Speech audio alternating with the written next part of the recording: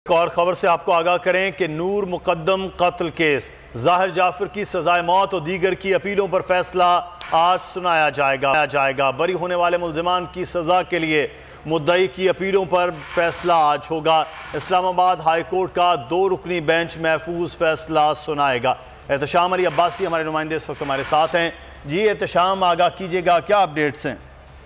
बिल्कुल, नूर मुकद्दम कत्ल केस मुजरिम जाहिर जाफर की सजाए मौत और दीगर मुजरमान की अपीलों पर फैसला आज सुनाया जाएगा। इस्लामाबाद हाई कोर्ट मुजरिमों की सजा बढ़ाने की शौकत मुकद्दम की अपील पर भी फैसला सुनाएगी। केस में बरी होने वाले मुल्ज़मान की सजा के लिए मुद्दई की अपीलों पर भी फैसला आज होगा। इस्लामाबाद हाई कोर्ट का 2 रुकनी बेंच आज महफूज फैसला सुनाएगा।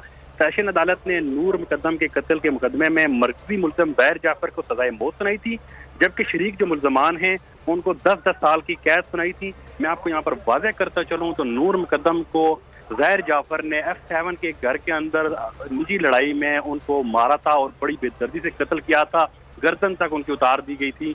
उस हवाले से नीचे की अदालतों से तो फैसला हो चुका है, आज हाई कोर्ट से फैसला होना है। जी ठीक है, आप मेरे साथ रहिएगा। चली है रस्म कि कोई न सर उठा के चले, हुकूमत का आजादी सहाफत पर वार, बोल के खिलाफ हुकूमत की इंतकामी कार्रवाइयों में शिद्दत आ गई। कोच चेयरमैन बोल शुएब शेख को बगैर किसी जुर्म के गिरफ्तार कर लिया गया। अदालती अहकामात की धज्जियां उड़ाते हुए कोच चेयरमैन बोल शुएब शेख को मुंह पर कपड़ा डालकर अदालत में लाया गया और हाथों में हथकड़ियां भी लगाई गई। इसी पर हुकूमत की इंतकाम की आग ठंडी न हुई। बिना किसी नोटिस और वारंट के इस्लामाबाद में उनके घर पर धावा बोलकर तोड़ फोड़ की गई और सारा सामान उठाकर बाहर फेंक दिया गया। ना कोई फिरौन झुका सका, ना कोई कारून खरीद सका। बोल की आवाम से अपील है कि वो हुकूमत के नोचे हथकंडों के खिलाफ बोल और कोच चेयरमैन बोल का इस मुश्किल वक्त में साथ दें। बोल आला अदलिया से इंसाफ का मुंतज़िर है।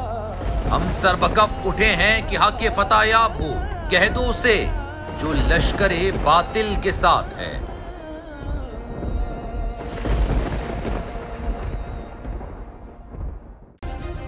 सब्सक्राइब करें और बेल दबाएं ताकि कोई खबर रह न जाए।